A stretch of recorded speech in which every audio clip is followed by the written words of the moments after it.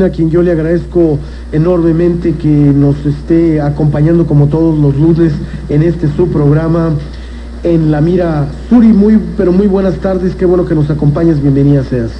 Hola José Ignacio, muy buenas tardes, un placer estar acompañándolos el día de hoy, lunes 3 de diciembre ya, el último mes del año. ¿Cómo ves? Y bueno, pues empezamos con una nueva era como lo han estado manejando muchas personas.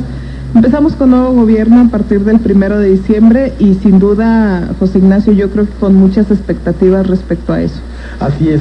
Y bueno, le decía yo a usted que me acompaña el licenciado Misael Maínez, a quien ya tuvimos la semana pasada, editor de la revista 1810, y bueno, pues mucho que comentar con él desde el punto de vista económico. Más adelante abordaremos precisamente con él, Suri, esos temas, el desarrollo económico, qué viene para Ciudad Juárez, qué viene para el país. Misael, muy buenas tardes. ¿Qué viste así de a bote pronto? ¿Cómo te pareció la toma de protesta? Antes que nada, muy buenas tardes. ¿Qué tal, José Ignacio? Buenas tardes, muchas gracias. Suri, buenas tardes.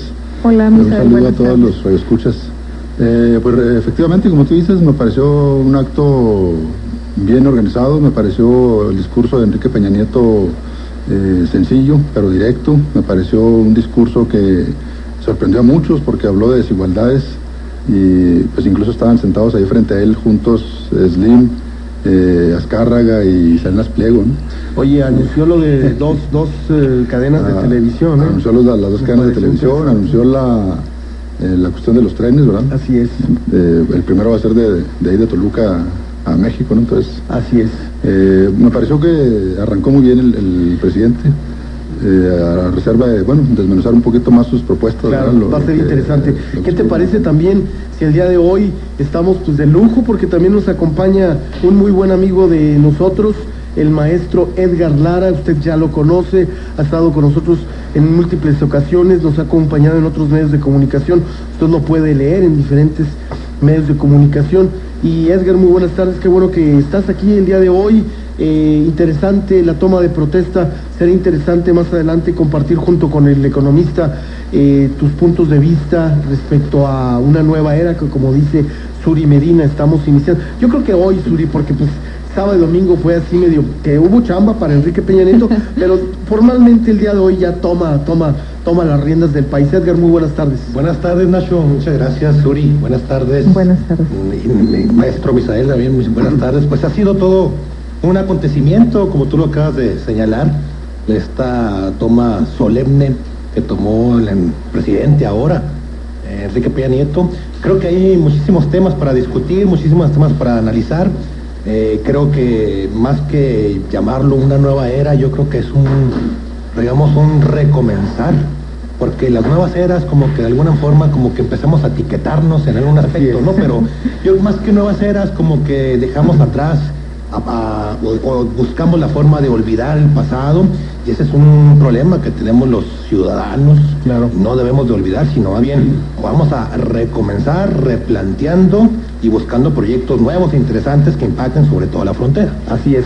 Suri, pues me parece muy interesante tus puntos de vista de esta toma de protesta. Me parece que los simbolismos fueron muy importantes, son importantes sobre todo para el PRI, para tu partido, y se vio que en lugar de haber sido el Auditorio Nacional, fue a Palacio Nacional, un lugar emblemático, icónico, un ícono para los mexicanos, y ahí fue donde se llevó a cabo el evento del discurso. Me pareció un discurso que cubre muchos puntos importantes. Son 5 ejes, son 13 disposiciones o decisiones que va a tomar en marcha, y que lo vimos que al día siguiente logra conjuntar al PRD, al PAN y al PRI para la firma del Pacto por México. Yo creo que empieza bien, creemos que empieza bien, esperemos que así continúe por lo menos los siguientes 100 días, Suri Medina. Como mencionas tú, José Ignacio, hubo muchos simbolismos en el marco de la toma de protesta de Enrique Peña Nieto. No sé si sea bueno decirlo, dependerá esto de cómo lo tome el auditorio. Nuestro auditorio, ¿por qué no? Se esforzaron y se vio finalmente en el resultado del evento del día 1 de diciembre.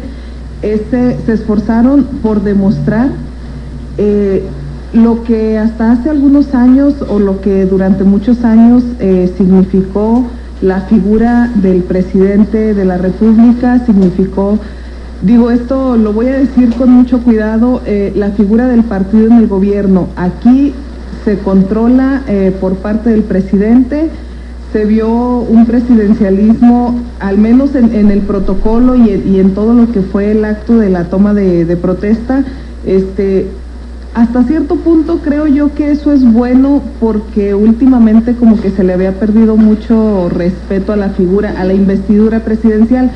No me gustaría que fuera en el sentido de actos de represión y totalitarismo y demás, pero siento yo que ese fue un mensaje. Se retoma el control del país en todos los aspectos, en todos los sentidos.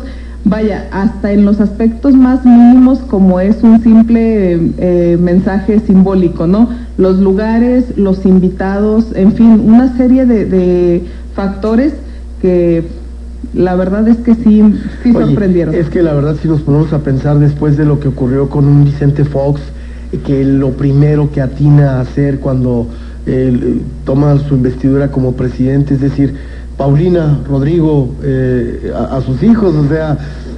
rompiendo todo el esquema. Rompiendo todo el esquema, el protocolo, y la verdad, el hecho de el crucifijo, de alguna manera, híjole, ciertas cosas. Oye, que por cierto, ahora no nos escapamos de ciertos detalles.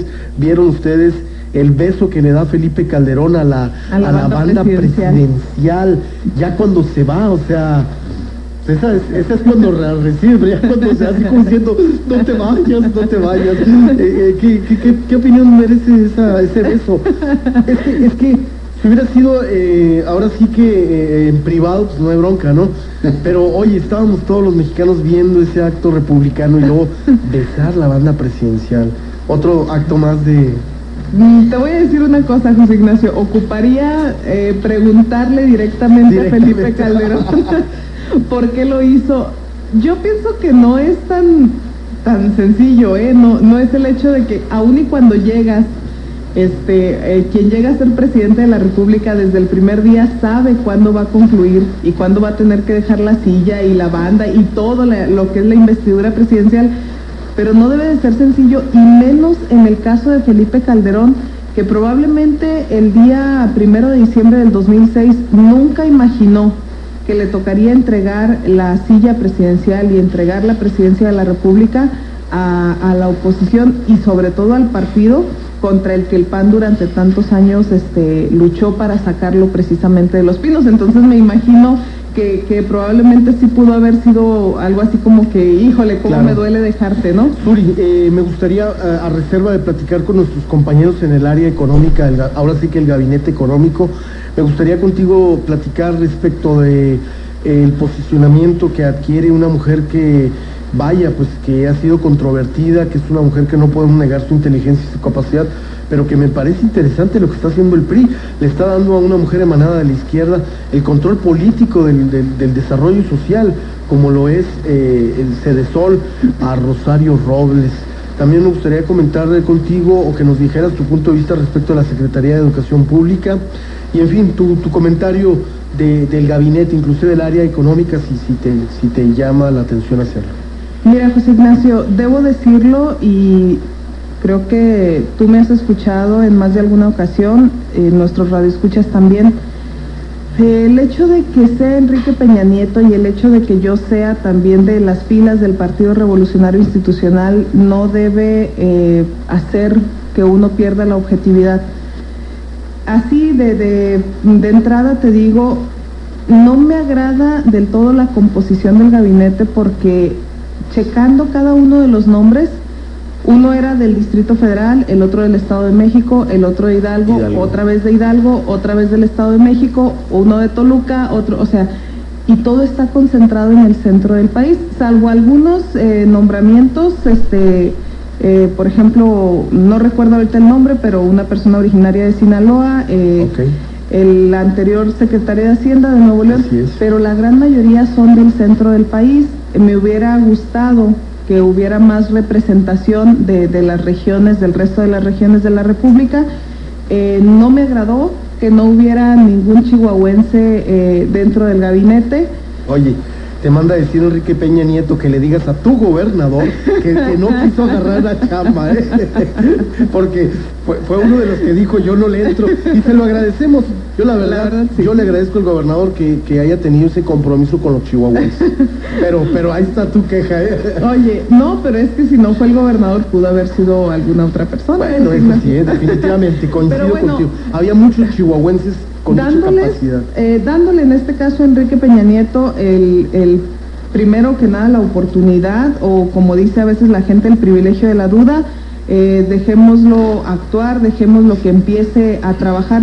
No nada más hay que dejarlo solo, hay que sumarnos en lo que a cada uno nos corresponde, pero eso, te soy muy franca y soy muy franca con el auditorio, eso no me gustó. Por otro lado, lo que mencionabas respecto a Rosario Robles, coincido en que es una mujer muy controversial. He escuchado algunos comentarios respecto a que no le apuestan a que termine el sexenio con Enrique Peña Nieto. Me agrada la apertura del partido, me agrada el hecho de decir, bueno, vamos a sumar a gente que durante cierto tiempo representó a otras fuerzas políticas. No me agrada en esa posición, considero, muy alta, una subsecretaría hubiera sido buena. Desconozco también los acuerdos y el nivel de compromiso, ¿no? Pero no me agrada, considero que es una posición que debió haberse dado a otra persona. Otra cosa, del gabinete de Enrique Peña Nieto solamente hay 3 mujeres, aspecto tampoco me gustó. Pero bueno, mientras hagan por la mujer, o mientras se haga bastante por la mujer en lo que vaya a ser el Plan Nacional de Desarrollo, que ya más o menos nos vamos dando una idea con el Pacto por México, mientras se haga bastante por la mujer, bueno, yo creo que lo podemos ignorar, podemos omitir ese detalle, pero me hubiera gustado ver más mujeres en el gabinete de Peña Nieto. Oye, el encontronazo de personalidades, Emilio Schweifert, un hombre de una personalidad muy dura, un hombre con el que no vas a andar con vaciladas, exgobernador, exdiputado, exsenador, exsecretario de Gobernación, un hombre muy fuerte, muy fuerte de personalidad. Ponerlo ahí a interactuar con la maestra del Ballester, ¿te dice algo? Es un avance de lo que viene. Esa era la siguiente posición. Mira, lo que menciona Enrique Peña Nieto con respecto a la educación, a eliminar las plazas vitalicias y hereditarias, las plazas de maestros, hablar de educación de calidad necesariamente, y el presidente lo sabe que no puede permanecer el Ballester Gordillo al frente del CENTE si se pretende realmente lograr la calidad en la educación en nuestro país. ¿Qué movimiento vayan a hacer? Lo desconozco. Hace varios años, precisamente cuando el Ballester entra en el relevo de Jongitud Barrios, así es, probablemente sea un movimiento similar, pero el hecho de que haya sido, o de que sea Emilio Schweifert el secretario de Educación, creo yo que nos da una idea de que, y esto lo digo con mucha ilusión y con mucha esperanza, de que efectivamente lo que Enrique Peña Nieto dijo en su discurso se vaya a llevar a la realidad. El hecho de que sea una persona así, aguerrida, de carácter fuerte, todas las características que tú mencionaste, probablemente tengamos mucho que esperar en materia de educación. Ojalá. Ella fue también secretaria de Educación en el Estado de México, o sea, esa cartera ya la ha manejado. Pero más que nada, más que técnico, yo siento que lo mandan ahí por la acción política, ¿no? Hay a quienes no les gustó la figura de Emilio Schweifert, precisamente por eso, no sé, por duro, por enérgico, pero probablemente es lo que se necesita, ¿no? Oye, otra cosa que también a mí en lo personal me agradó, que el promedio de edad es de 60 y tantos años, es decir, muchos pudiéramos pensar que iban a ir sus compas, su gente de su generación. No, él privilegió la experiencia, creo yo, y eso habla bien, ¿no? Habla de, es un gabinete no conformado con amigos, sino por especialistas y gente madura. La realidad es que es gente con bastante experiencia, según los perfiles que pudimos ver de los integrantes del gabinete. Esperemos que esa experiencia la apliquen, se lleve a la práctica, y vuelvo a repetir, José Ignacio, sumarnos nosotros también en lo que nos corresponde, porque estar esperando que el presidente su gabinete, los integrantes de su gabinete resuelvan los problemas del país, pues van a pasar los 6 años y vamos a estar igual de descontentos. Oye, ¿qué te parece si le mandamos un saludo al doctor Fernando Uriarte? Hoy es su cumpleaños, fíjate. ¿En serio? Hoy es su cumple. Muchas felicidades. Pues nomás estamos esperando que nos digan a dónde ahí, porque yo perderé un sombrero, pero una gorra yo no la pierdo. Entonces, que nomás nos diga dónde, y queremos pastel. Fernando, un saludo te mando y esperemos que la estés pasando. Bueno, ya te vimos a través del Face que estabas a chambe y chambe. De hecho, aquí estoy viendo algunas imágenes. Nos está agradeciendo Fernando a través del Facebook el comentario, y agradezco también a Cruz Pérez Cuellar, que está sintonizándonos, a Lorenzo Rodríguez, a Lorenzo Casillas también, y bueno, toda la gente que a través de Facebook nos está sintonizando. Misael, ¿qué te parece la toma de protesta como secretario de Hacienda al doctor Luis Videgaray, quien ya había ocupado esta cartera a nivel estatal en el Estado de México, pero yo lo hacía a él más bien en la jefatura de la Presidencia de la República, digo, por aquella capacidad de maniobra política que tiene el hombre, y porque siento que pues en Hacienda va a estar acotado. Pero también ya nos dimos cuenta que como que dividieron el gabinete. Osorio Chong, toda la cuestión política, y el gabinete financiero económico lo va a estar manejando Luis Videgaray.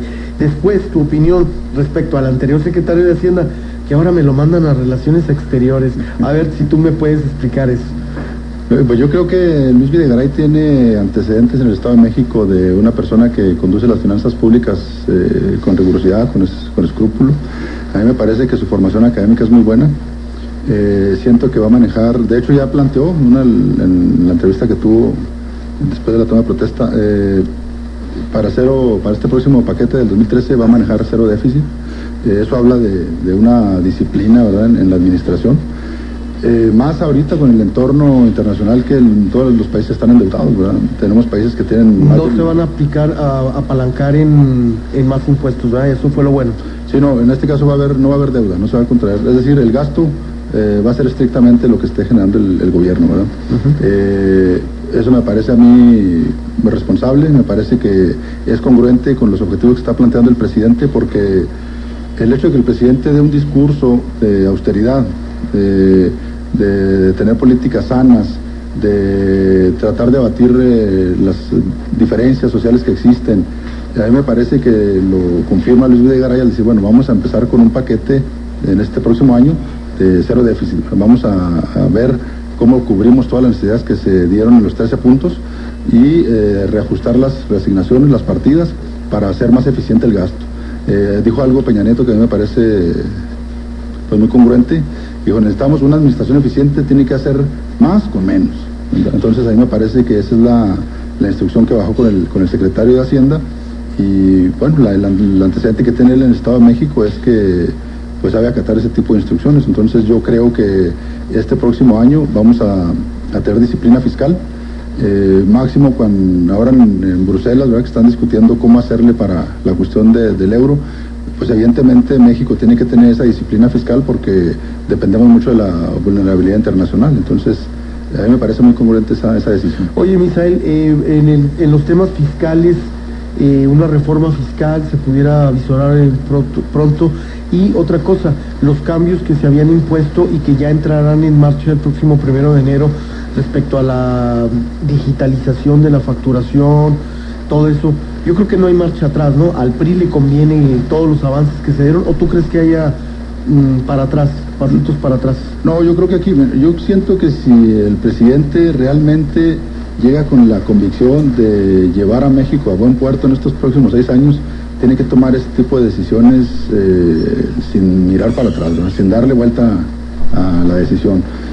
México tiene que transitar y aprovechar las ventajas que tenemos ahorita, tiene que tomar las decisiones en el sentido de eficientar la administración pública, tiene que tomar las medidas necesarias para lograr que fluyan más recursos públicos, y ahí la reforma fiscal juega un papel fundamental. De hecho, Videgaray ya declaró que la reforma fiscal viene para el 2013.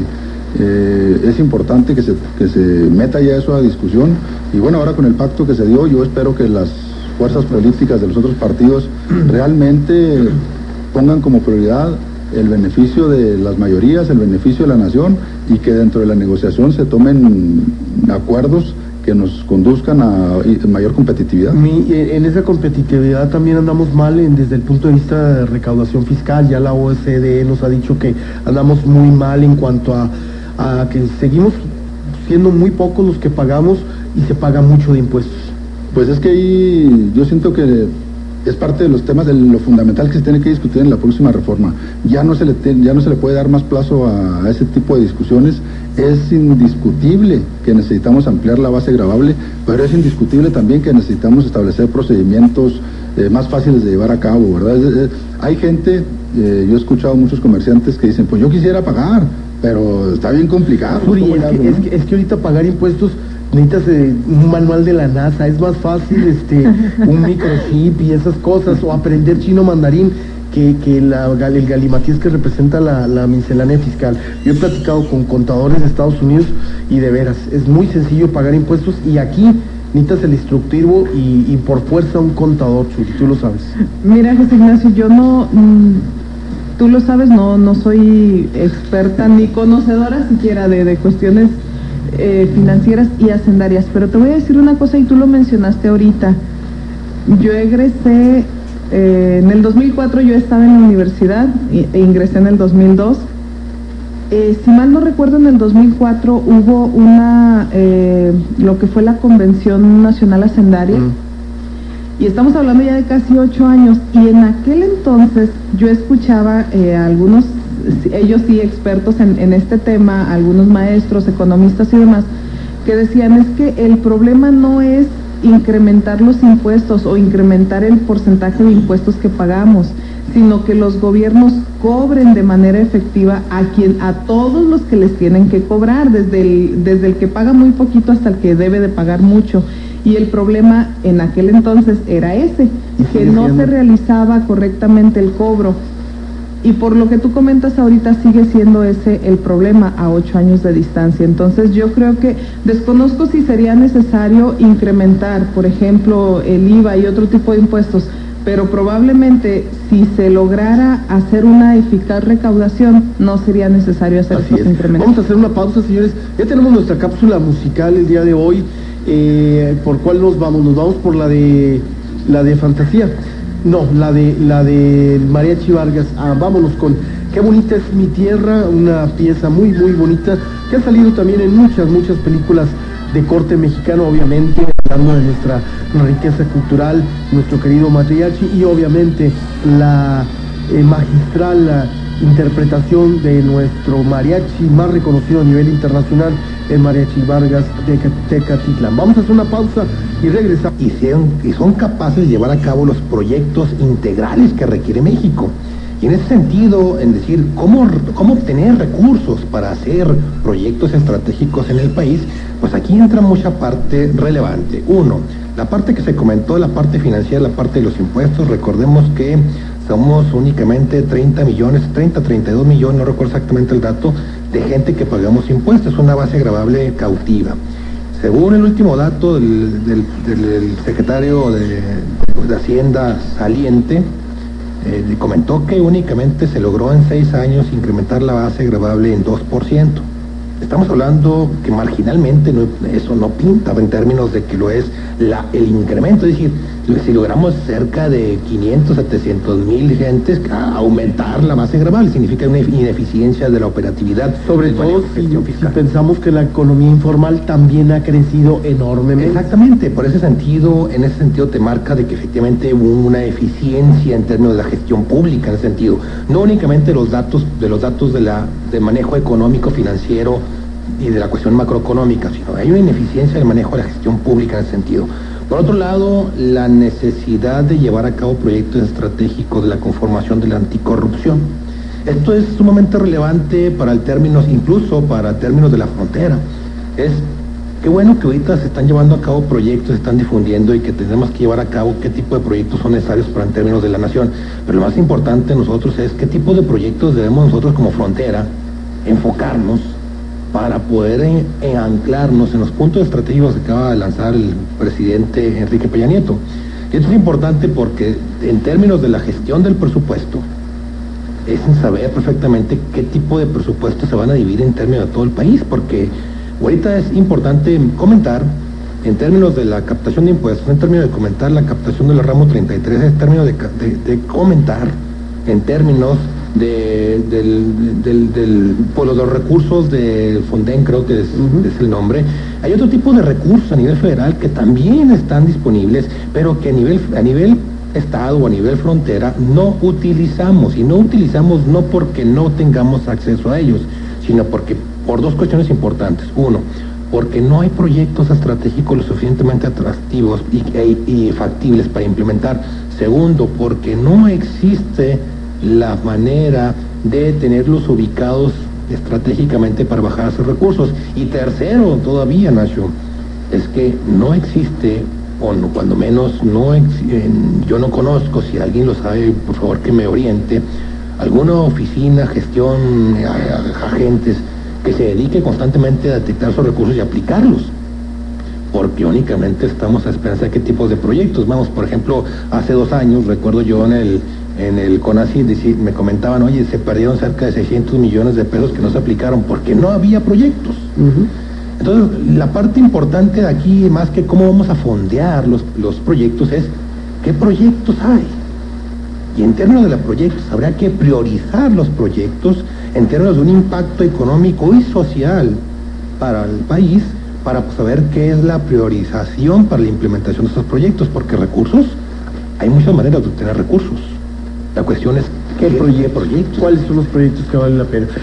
Misael, volviendo, señor Juárez, ¿cómo crees que le vaya en estos próximos 6 años a la economía, a lo que decía el maestro Edgar Lara, a los proyectos que se vengan para la frontera? ¿Cómo ves tú? ¿Estamos esperanzados a que nos cambie el panorama, Misael? Bueno, sí, yo coincido fundamentalmente en esta parte, en el sentido que el discurso de Enrique Peña Nieto, no, incluso en el pacto mismo, no hay ningún punto orientado al desarrollo de las regiones. En el caso del pacto, los puntos que maneja para el desarrollo económico, maneja básicamente 3, bueno, los de mayor peso. Tiene que ver con Pemex, tiene que ver con energías renovables, y que va a incrementar del punto 46 que es actualmente al 1% el gasto en ciencia y tecnología. Es un incremento significativo, lo estaba hablando, el 100%, aún así estamos muy por debajo del promedio de los países de la OCDE. Pero lo que a mí me llama la atención es que justamente no hay en el discurso hasta ahorita nada que indique que se va a potencializar cada una de las regiones según sus propias áreas de oportunidad, porque obviamente las áreas de oportunidad que tiene Veracruz, que tiene Cancún, que tiene incluso Aguascalientes, Jalisco, son muy diferentes a las que tiene Juárez. Hay un punto que a mí en lo particular me parece que es relativamente rápido y que puede detonar una actividad económica importante aquí en la región, que tiene que ver con el funcionamiento de las aduanas. Yo comentaba antes que las aduanas operan 67 horas a la semana aquí en Ciudad Juárez y en Laredo 97. Ahorita hay mercancías de Los Ángeles, de California, que están trasladándose e importándose a México por Laredo, porque no les conviene a las empresas que su mercancía se quede aquí y pagar que duerma aquí la mercancía, porque las horas de aduanales de aquí no les conviene, ¿verdad? Entonces hay un área de oportunidad importante en cuanto a facilitar la movilidad de mercancías. Debiéramos de tener, si no las 24 horas, que es como está funcionando ahorita, por ejemplo, los países que están teniendo crecimiento alto como China, países asiáticos. Bueno, si no existe la cultura o la instalación necesaria para operar en esa magnitud, al menos debiera operarse 12 horas, de tal forma que realmente detonemos la competitividad, que abramos la posibilidad de mayor movilidad. Ahora, Enrique Peña Nieto también comentó en el pacto que va a buscar esquemas novedosos para que haya más y mejores créditos, más baratos. Esto creo que abre una posibilidad importante para incrementar la competitividad de las empresas, siempre y cuando pues se defina qué tipo de esquemas va a haber. Los mercados internacionales, ¿cómo recibieron la llegada? ¿Cómo estuvieron los mercados? La bolsa el día de hoy. Hay una cuestión importante aquí.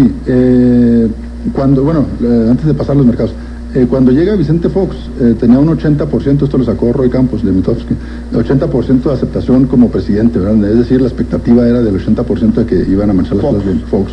Llega Calderón, ese es el 64%, llega Enrique Peña Nieto y trae un 54% de aceptación. Es decir, Realmente Enrique Peña Nieto recibe un país que, si bien es cierto que ganó por que la gente lo aceptó bien, también no es así como que nos va a ir muy bien con Enrique Peña Nieto. Hay expectativa de las empresas, de los mercados, de bueno, también hay que esperar qué decisiones toma, porque al final de cuentas el equipo de trabajo que trae Enrique Peña Nieto pues está amarrado a la vieja guardia del PRI. Ahorita tú lo comentabas, el promedio de edades que está oscilando en el gabinete, y esto nos habla de que, bueno, a lo mejor en estos 12 años realmente tuvieron tiempo para meditar, es decir, necesitamos hacer un gobierno de más resultados, un gobierno de más cercanía, un gobierno donde realmente se sienta en el bolsillo de las personas y en las empresas, en las industrias, se vea el apoyo de la economía para hacerlos más competitivos.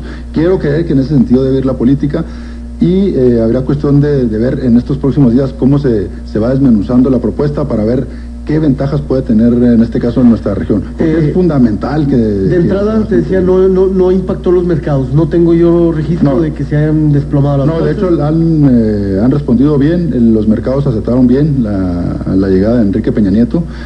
Aquí la cuestión fundamental es que también hay mucha prudencia por parte de los mercados, pero por el contexto internacional.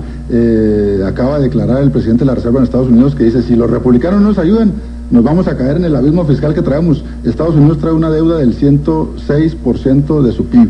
Esa es la nota de 8 columnas en Estados Unidos. Entonces, de ayer, tenemos que rescatar esto. En Europa el promedio de deudas es del 130% del PIB, es decir, entonces más bien es esos mercados los que están haciendo a los inversiones. Hay que tener cierta prudencia. Y obviamente están recibiendo bien lo que está pasando en México. Suri, ¿algún comentario que quieras hacer respecto de carácter político en este asunto que nos ha tocado en este lunes? Otra cosa, Suri, ¿qué pasa con los desmanes, por no decir otra palabra más fuerte, ¿verdad? No sé qué interpretación, pero fue muy mal recibido por la ciudadanía la manera en que se condujeron estos jóvenes, cristalazos al por mayor, saqueos a comercios. ¿Quién gana, quién pierde con lo que ocurrió el sábado 1 de diciembre, Suri? Lo comentamos la semana pasada, Nacho. Hace 6 años, con los bloqueos y las manifestaciones y la estancia en lo que fue el Paseo de la Reforma, yo siempre lo he dicho, admiro muchos aspectos de Andrés Manuel López Obrador como político. Sin embargo, considero que ese factor del bloqueo le hizo perder bastantes adeptos. Esta ocasión, 6 años después, estoy de acuerdo, y lo dije la semana pasada, estoy de acuerdo en que haya personas, muchos grupos y masas que no vean con buenos ojos a Enrique Peña Nieto. Se respeta su opinión, incluso su inconformidad.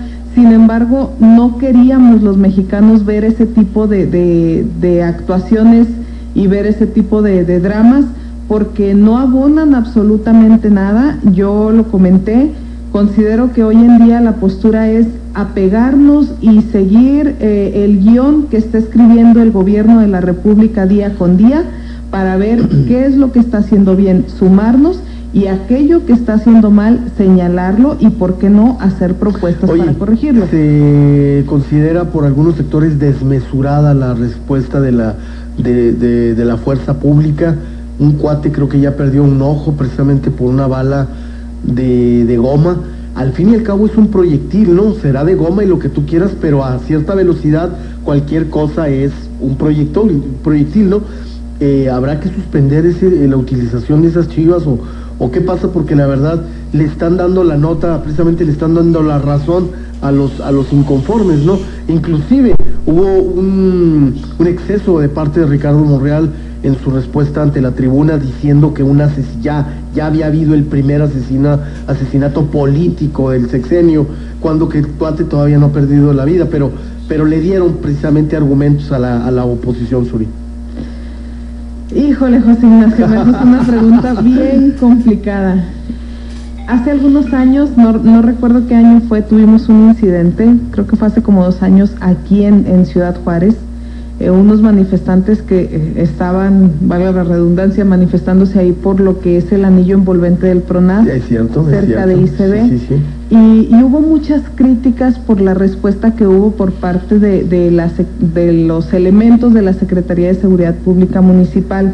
Sin embargo, voy a dar la opinión de un abogado, no más conocedor ni tampoco experto del tema, pero me gustó su opinión y probablemente sea una opinión que a muchos les va a disgustar. Decía él, bueno, pero es que finalmente un policía en aquel entonces, creo que eran federales, no recuerdo. Sí, era la federal. Finalmente está representando una autoridad y está para velar por la armonía de lo que es público, de los espacios públicos, y está precisamente para imponer, ahora sí que la paz social. Si en este caso los manifestantes no hubieran agredido a los policías federales en aquel tiempo, no habría habido tampoco una respuesta por parte de los policías.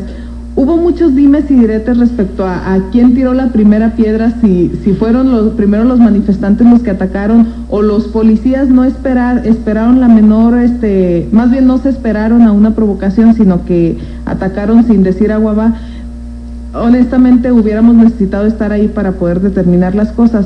Sin embargo, coincido en esa opinión. Finalmente la figura de un policía tiene una función y nosotros como ciudadanos serán lo que sean, pero también debemos de darle su lugar. Oye, es mi opinión, José Ignacio. Ahí surge la segunda pregunta. Ahorita te decía yo el comentario de Rosario Robles, alguien de izquierda que la ubican en el desarrollo social. Pero ahora te preguntaría, ¿qué opinión te merece el señor Manuel Mondragón y Calv? Alguien que desde mi punto de vista hizo muy buen papel en el Distrito Federal, pero le están dando la Policía Federal. Y sobre todo después de lo desprestigiada que la dejó este señor Genaro García Luna, de los señalamientos que le hicieron todavía la semana pasada muy fuertes, de todo lo que había pasado en esa policía, dársela a alguien de la izquierda que hizo muy buen papel y que tiene muy buena imagen ante el ejército. ¿Qué esperas tú de Manuel Mondragón? Qué bueno que me haces esa pregunta porque me permites retomar lo de Rosario Robles. Hace un momento omití comentar el hecho de que honestamente Rosario Robles parece ser que es una mujer bien vista, o fue en su momento bien vista en el Distrito Federal, hizo un buen papel, hizo una buena gestión, con excepción del escándalo que le conocimos. Sí, el señor Ahumada. Probablemente Rosario Robles pueda hacer también un buen papel, si se aboca, y el único según que le encontramos es el hecho de que sea una mujer hasta cierto punto conflictiva, pero quizá pueda realizar un buen papel al frente del desarrollo social en nuestro país. Respecto a la inclusión de Mondragón y Calv, lo considero atinado, sí te decía, me agrada esa apertura, me agrada ese darle cabida a otras formas de pensar, a otras formas a otras ideologías incluso, y como decía el licenciado Lara, viendo también la trayectoria y el currículum que tengan, la capacidad o la experiencia que tengan estas personas. Y hablando del licenciado Lara, un comentario que nos querías hacer respecto a los temas económicos de los que hablábamos, maestro. Bueno, rápidamente, lo que comentaba el maestro Misael, la relación y la pregunta que tú hacías en términos de cómo tomó los mercados financieros internacionales la entrada al nuevo gobierno. En realidad, mira, la historia ha sido, y es importante no perder de vista la historia siempre es de manera recurrente. El impacto financiero o el impacto global financiero cuando recibe un gobierno, sobre todo un gobierno que está ligado mucho en términos financieros a Estados Unidos, no te impacta financieramente cómo se reciben. Es decir, no hay cambios. Los cambios son antes del gobierno. Y eso es la historia. Mira, rápidamente recordando, en base a tu pregunta, yo recuerdo que cuando existía la expectativa probable, la alta expectativa probable que ganara Vicente Fox, la oscilación del tipo de cambio empezó a oscilar del 10 al 12%. Siempre empezó a ser, ¿por qué? Porque se empezaron a mover los mercados financieros. Cuando se empezó a mover la expectativa, la alta probabilidad de que Calderón ganara la elección, la oscilación del tipo de cambio fue del 8 al 9%, como se está moviendo. Ahora en estas últimas elecciones federales, la expectativa se movió del 10 al 13%. Sin embargo, la historia nos dice de que cuando la elección se da, inmediatamente la oscilación del tipo de cambio regresa a su tipo de equilibrio. Estamos hablando que el mercado o el tipo de cambio en equilibrio estaba en 13.10, 13.15 y andábamos en casi en 14, ¿no? Así es. Entonces, y lo podemos observar, en cuanto se definió la elección, la oscilación del tipo de cambio regresó nuevamente a su estado normal.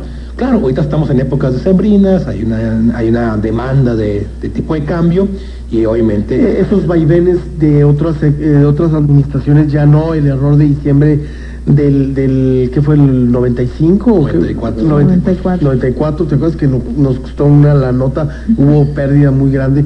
Ya no lo vimos una transición tersa en ese sentido. Así es, efectivamente. Si hubiera, y reforzando lo que te acabo de comentar, si hubiera en este momento una reacción por parte de los mercados financieros, no sería en este momento. Ya se debió haber dado. Dices tú en julio. En la época de julio. De julio a diciembre. Digamos que ¿Sí? en la expectativa cercana al proceso electoral. Sin embargo, eso es importante mencionar. Siempre cuando sucede, el gobierno detiene ese tipo de cuestiones. Y en estas fechas, en diciembre, enero, es cuando se detecta que existe un problema financiero. Así es. En este momento no existe un problema financiero. Okay. No existe un ¿Qué era problema. lo que Hay una estábamos- oscilación normal. Sin embargo, aquí hay un tema interesante que posteriormente tendríamos que entrar en un debate, si tú lo permites, y con el maestro Misael, con quien ustedes consideren conveniente. Hay una reserva internacional interesante en México que habría que buscar la forma ¿Qué de hacer cómo con sacarle ella? provecho. Exactamente, porque pues ahí está guardada, pero no puedes hacer nada con ella, no la puedes utilizar. Así bonita la cosa. Sori, un gusto que nos hayas acompañado en este día. ¿Algo más?